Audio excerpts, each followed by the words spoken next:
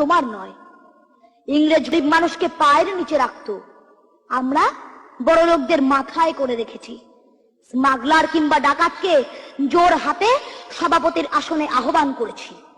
ইংরেজ এদেশের ধনসম্পত্তি লুট করত, আমরা দেশটাকে বেচে দিচ্ছি।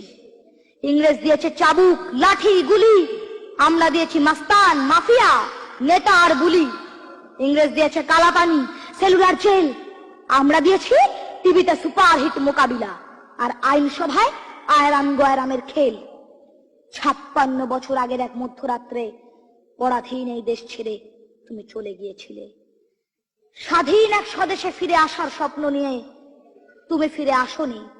স্বাধীনতা এসেছে, তার কাঁধের ঝুলি ভরে নিয়ে এসেছে।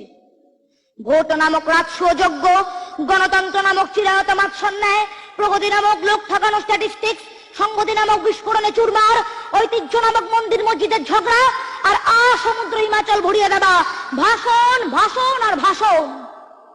56 বছর ধরে তুমি পাথর হয়ে আছো।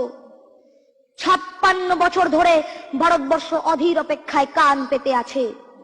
ইথার তরঙ্গে কবে হঠাৎ শোনা যাবে স্বাধীনতার নিজস্ব কণ্ঠস্বর। আমি সুভাষ বলছি। নমস্কার।